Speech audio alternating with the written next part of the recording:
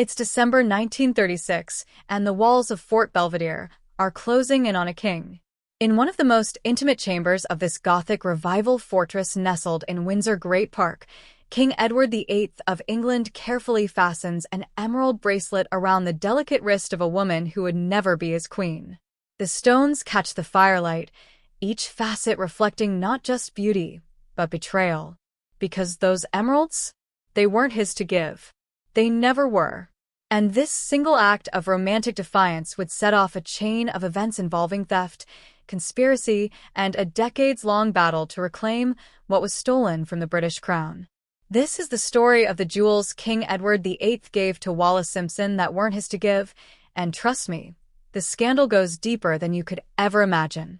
Before we dive into the glittering web of deception, let's set the stage properly. The year is 1930, and the British Empire is still clinging to its former glory, though the cracks are beginning to show. Enter Edward Albert Christian George Andrew Patrick David, better known as David to his friends, the Prince of Wales and heir to the British throne. Handsome, charismatic, and utterly modern in his sensibilities, Edward represented everything the stuffy British establishment both loved and feared. He was a playboy prince who frequented nightclubs, broke protocol at every turn, and had a concerning habit of falling for entirely inappropriate women. But none of his previous dalliances could have prepared the world for what was about to happen when he met Wallis Simpson. Wallis Warfield Simpson wasn't just inappropriate by 1930s British royal standards, she was a triple threat to everything the monarchy held sacred. First, she was American, and not even from old American money. Second, she was divorced.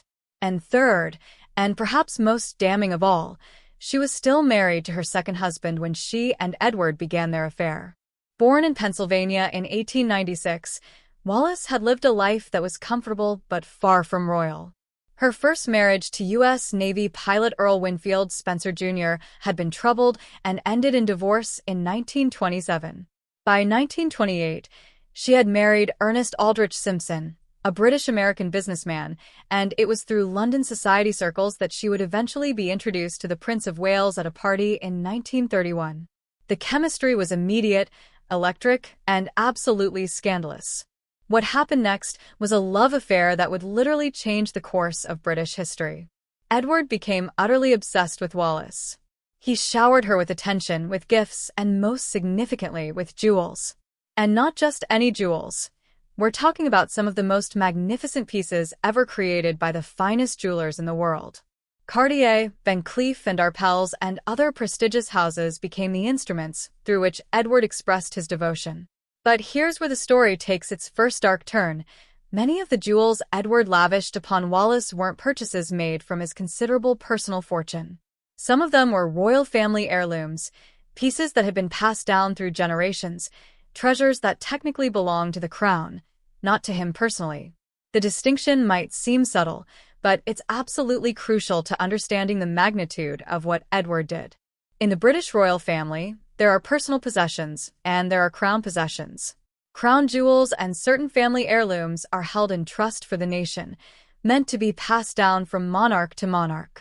They're not personal property to be given away as love tokens. But Edward, blinded by his infatuation with Wallis, either didn't understand or simply didn't care about this crucial distinction. He saw beautiful objects that would look stunning on the woman he loved, and he took them. It was that simple and that catastrophic. One of the most significant pieces in question was a collection of emeralds that had originally belonged to Queen Alexandra, Edward's grandmother. Queen Alexandra, the wife of King Edward VII, had been a legendary beauty and a renowned collector of jewelry.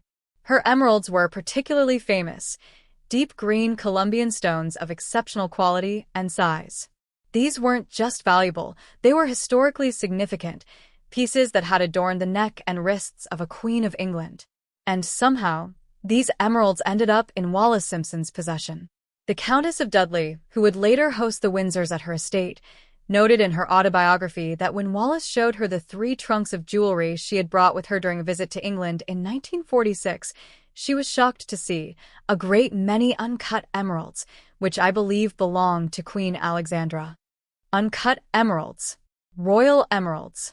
in the possession of a twice-divorced American woman who had caused a king to abandon his throne. But the emeralds were just the beginning. Edward commissioned countless pieces from the world's finest jewelers, and here's where things get even more interesting and sinister. Some historians and jewelry experts have suggested that Edward had some of these royal heirlooms taken apart and reset into new designs for Wallis. Imagine the audacity, taking a piece that had been worn by queens of England, dismantling it, and having it remade into something more modern, more suited to Wallis's taste. It was cultural vandalism dressed up as romance. And the royal family could only watch in horror as their heritage was literally being torn apart and refashioned for a woman they would never accept. The most famous piece Edward commissioned for Wallis was her engagement ring. In October 1936, as the constitutional crisis over their relationship reached its fever pitch, Edward proposed to Wallis with a 19.77-carat emerald ring created by Cartier. The inscription inside read, "We are ours now 27 by 36, referring to October 27, 1936, the date of their engagement. The emerald was flawless, the design was stunning, and the message was clear. Edward had chosen Wallis over everything else.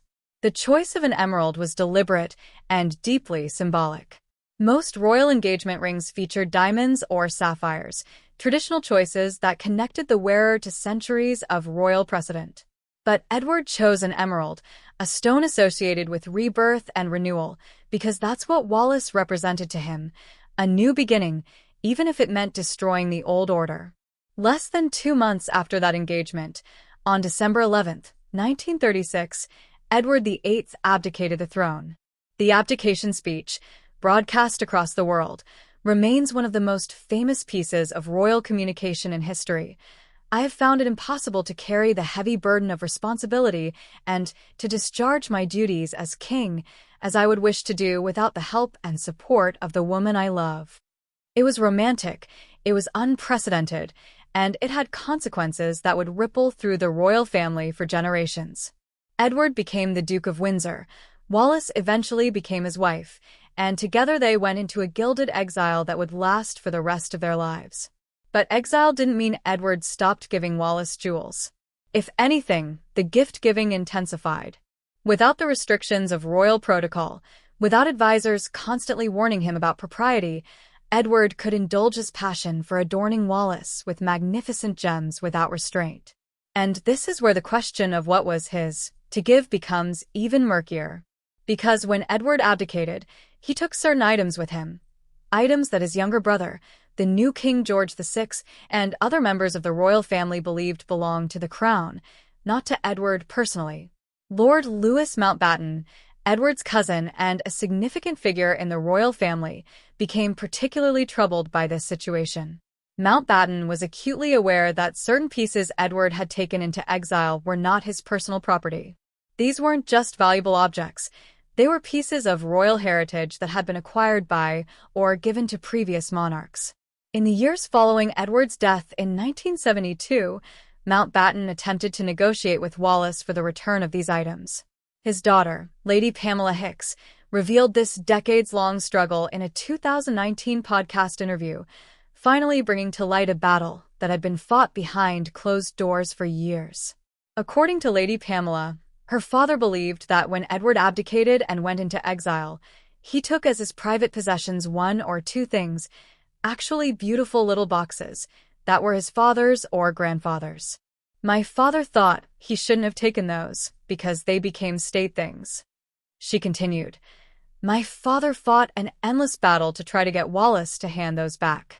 He never succeeded because by that time she had descended into dementia, and she had that terrible lawyer who ruled her life. The lawyer she was referring to is Suzanne Blum, a formidable French attorney who assumed power of attorney for Wallis in 1973 and essentially controlled access to her and her possessions until Wallis's death in 1986.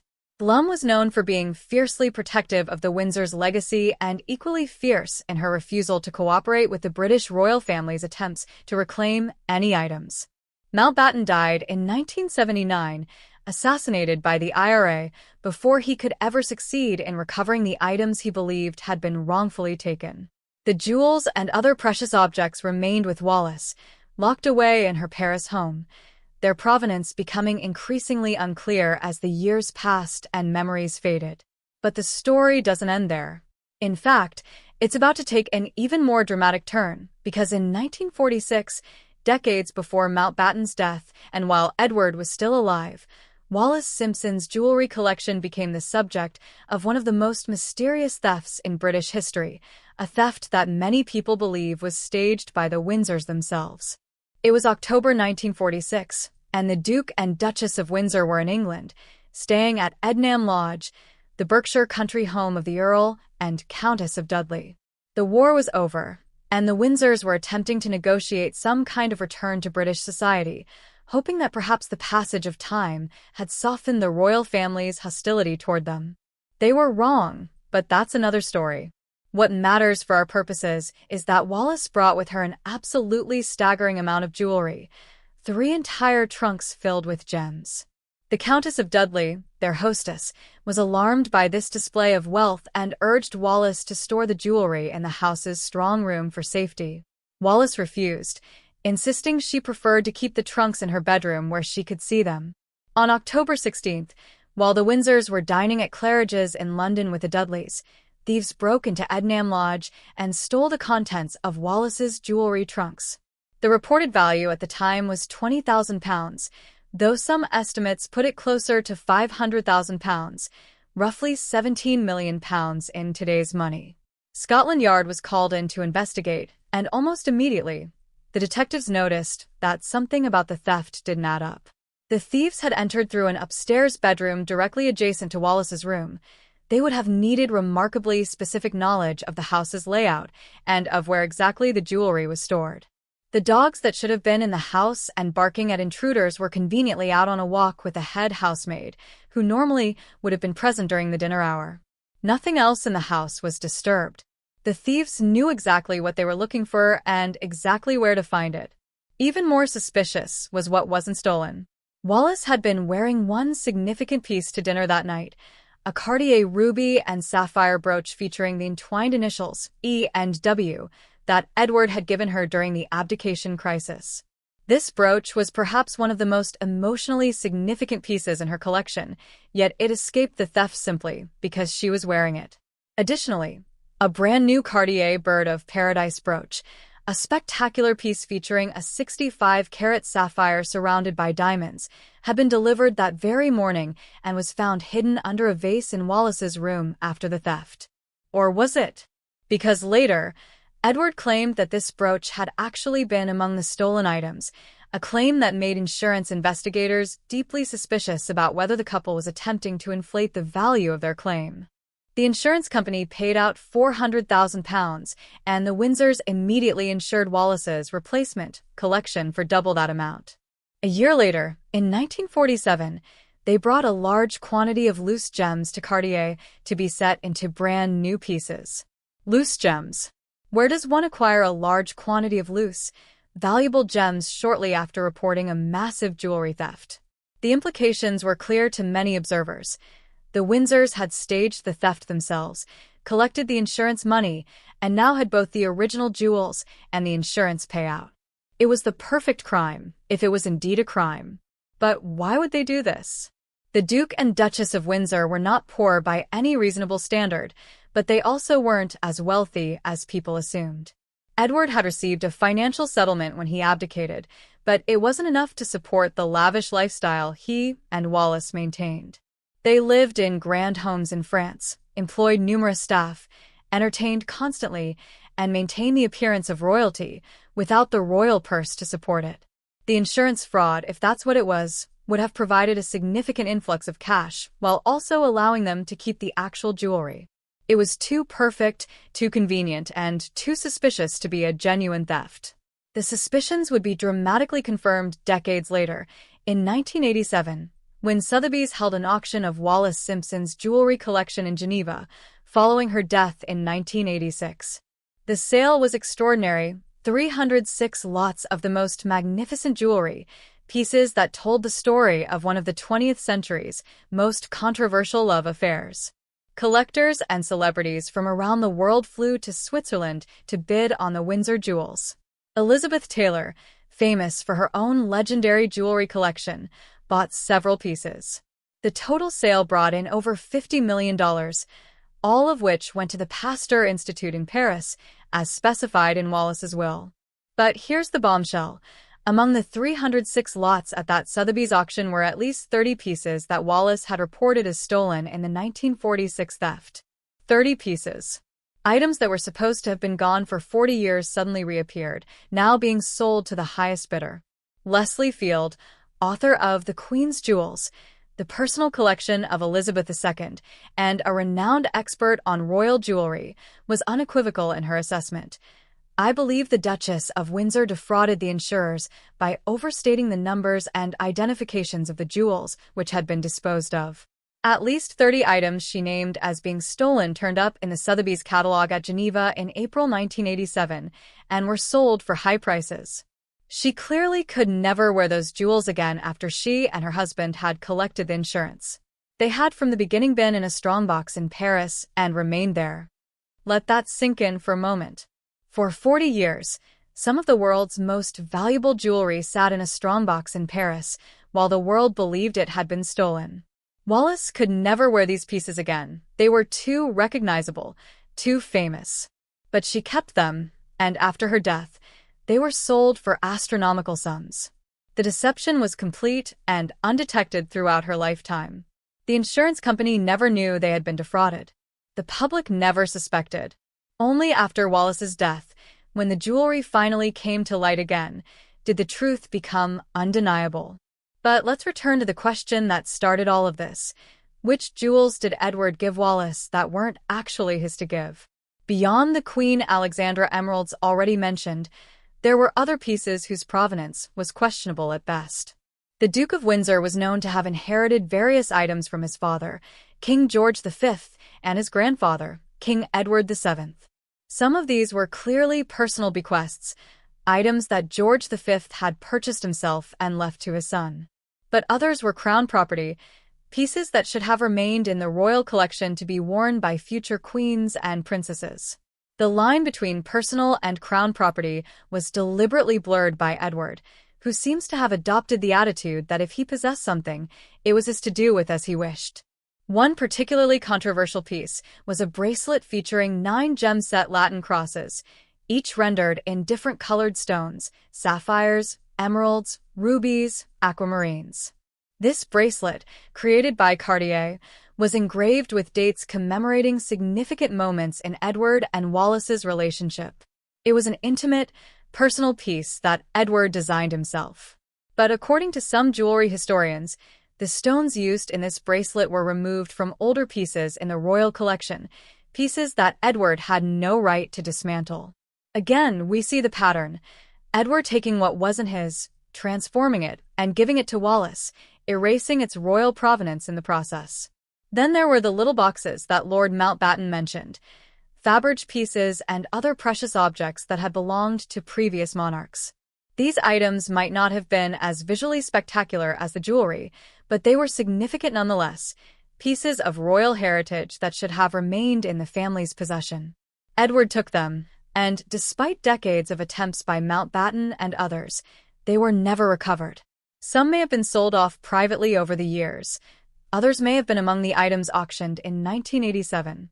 We'll likely never know the full extent of what was taken and what happened to it. The psychological dimension of Edward's behavior is fascinating and deeply troubling. Here was a man who had been raised from birth to be king, who had been told his entire life that he represented something larger than himself, that he was the custodian of a national heritage. Yet when it came to his relationship with Wallis, all of that fell away. He saw the jewels, the objects, the treasures of his family as tools to win and keep Wallis's affection. In his mind, his personal happiness justified any betrayal of his royal duty. It's a romantic notion in some ways, love conquering all, even duty to the crown. But it's also profoundly selfish, a complete abdication not just of his throne but of his responsibility to preserve his family's heritage.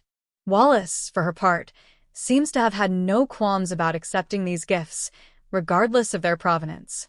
She adored jewelry, was known for her impeccable taste, and loved being adorned in the finest pieces money could buy, or that royal heritage could provide. Some historians have painted her as a manipulative figure who deliberately encouraged Edward's gift-giving as a way of binding him to her and ensuring her financial security. Others see her as simply a woman who enjoyed beautiful things and didn't ask too many questions about where they came from. The truth, as always, is probably somewhere in between. Wallis was certainly aware that much of her jewelry had royal connections, but whether she knew or cared that some pieces weren't rightfully Edward's is an open question. The relationship between the Windsors and the British royal family remained poisonous for the rest of their lives. Edward was bitter about his treatment after the abdication, particularly the royal family's refusal to grant Wallis the title, Her Royal Highness. Wallis was resentful of being ostracized and blamed for destroying Edward's life, when in her view, she had given him the only happiness he had ever known. The jewelry became a symbol of this broader conflict, tangible evidence of Edward's defiance, Wallis's controversial position, and the royal family's impotence to reclaim what had been taken. When Edward died in 1972, he was finally allowed to be buried in the royal burial ground at Frogmore, near Windsor Castle. It was a small concession, a gesture that his decades of exile were finally over. But Wallis, who lived another 14 years, became increasingly isolated and ill. By the time of her death in 1986, she was a shadow of her former self, suffering from dementia and completely under the control of Susan Blum, her lawyer. The great love story that had captivated the world had ended not in romantic tragedy, but in sad, diminished old age. The 1987 auction of Wallis's jewelry was both a spectacular finale and a revealing coda to the entire saga. The pieces sold for far more than anyone had anticipated, proof that the Windsor romance still held the public imagination more than 50 years after the abdication. But the auction also revealed the secrets that had been kept for decades, the stolen jewelry that had never actually been stolen, the questionable provenance of so many pieces, the complex web of deception and self-deception that had characterized the Windsors' life together. Some pieces from the auction have fascinating subsequent histories.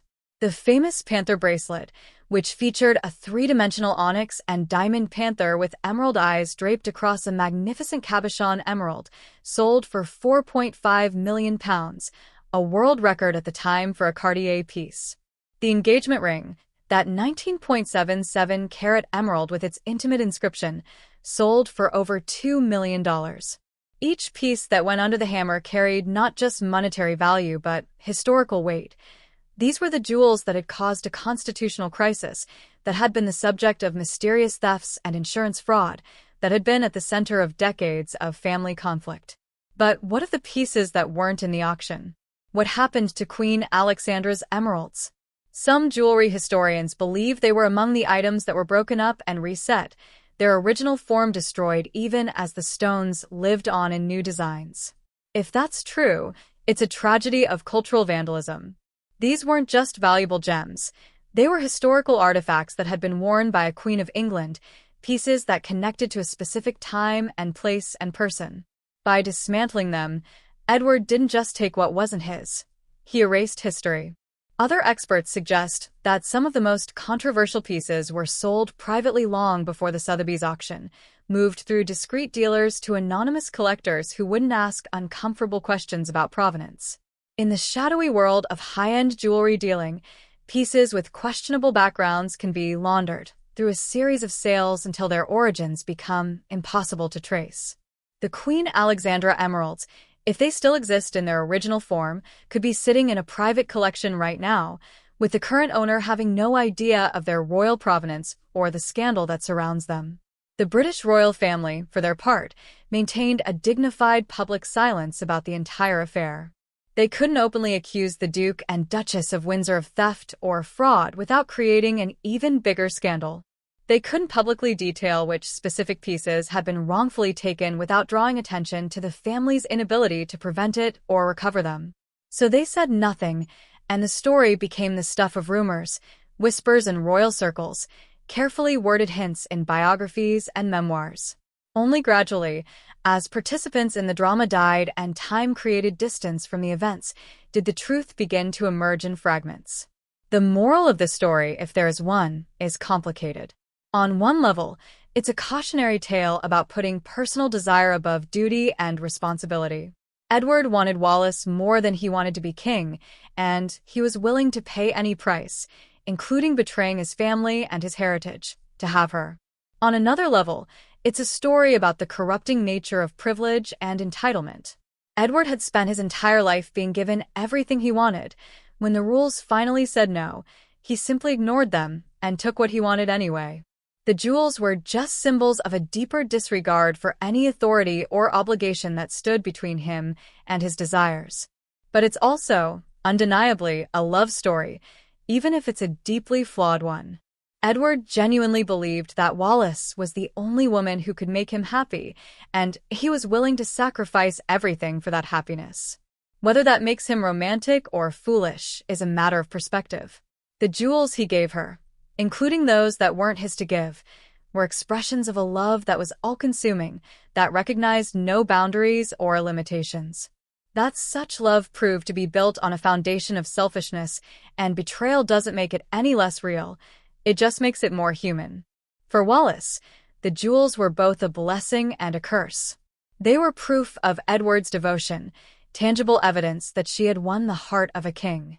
But they were also a constant reminder of what that devotion had cost: Edward's throne, his relationship with his family, his place in his own country.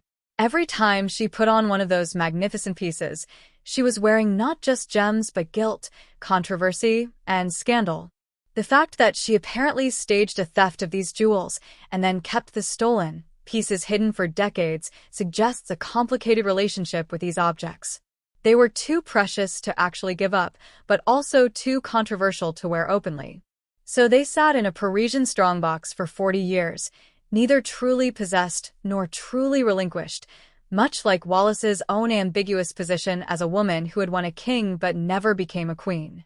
The jewelry that Edward VIII gave to Wallis Simpson that wasn't his to give represents one of the most significant and least discussed scandals in modern British royal history. It was a betrayal carried out over years, involving pieces of incalculable historical value, and it was never fully rectified. The British Crown never recovered all of the items that were wrongfully taken. Some were destroyed through being reset. Others were sold to private collectors and disappeared from history. Still others remain in unknown hands, their royal provenance forgotten or deliberately obscured. In the end, the greatest loss wasn't monetary, though the financial value of what was taken was substantial. The real loss was to history itself. Every piece of royal jewelry tells a story: who wore it, when, why, what it meant. When Edward took those pieces and gave them to Wallis, and especially when he had some of them dismantled and reset, he was erasing those stories. He was severing the connection between object and history, making it impossible for future generations to fully understand and appreciate these artifacts. It was an act of cultural vandalism dressed up as romance, and the damage it caused can never be fully undone. Today, the remaining pieces from Wallis Simpson's collection are scattered across the globe in private collections and museums. They're admired for their beauty, their craftsmanship, their association with one of the 20th century's most famous love stories.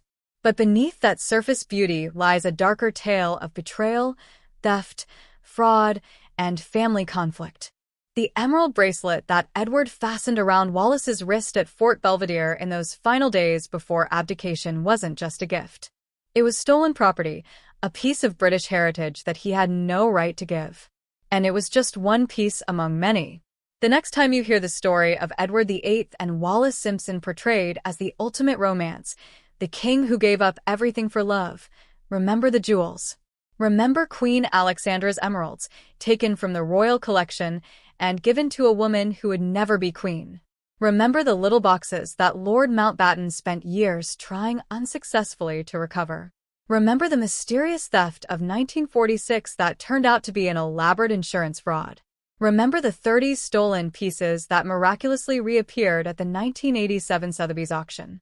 These details complicate the romantic narrative considerably, revealing a story not of pure love conquering all, but of entitlement, selfishness, and betrayal.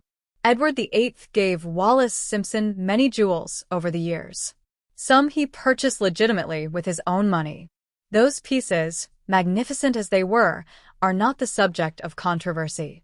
But others, the emeralds, the reset heirlooms, the crown property he treated as his own, those jewels tell a different story. They tell the story of a man who believed his personal happiness justified any action, including taking what wasn't his and betraying the trust that had been placed in him as a member of the royal family. They tell the story of a woman who accepted these gifts without apparent concern for their provenance, who adorned herself in stolen glory and carried those secrets to her grave. And they tell the story of a family drama that played out over decades, with jewelry as both the prize and the weapon in a battle that no one truly won. The jewels King Edward VIII gave to Wallis Simpson that weren't his to give are still out there somewhere, in private collections, museums, or perhaps destroyed and reset beyond recognition. But their legacy remains, a reminder that even the greatest love stories have dark chapters, that romance doesn't excuse betrayal, and that some gifts carry a price far higher than their monetary value. The emerald bracelet at Fort Belvedere was just the beginning. What followed was a lifetime of controversy, scandal, and unanswered questions. And even now, nearly a century after the abdication, we're still trying to untangle the truth from the romance, the theft from the love story, the crown jewels from the costume jewelry. Because in the end, that's what some of those magnificent pieces were: stolen goods dressed up as tokens of devotion, crown property transformed into contraband, a king's heritage given away to secure a divorcee's affection. It was the greatest heist in royal history, and it was carried out not by thieves in the night, but by a king who chose love over duty and took what was never his to give.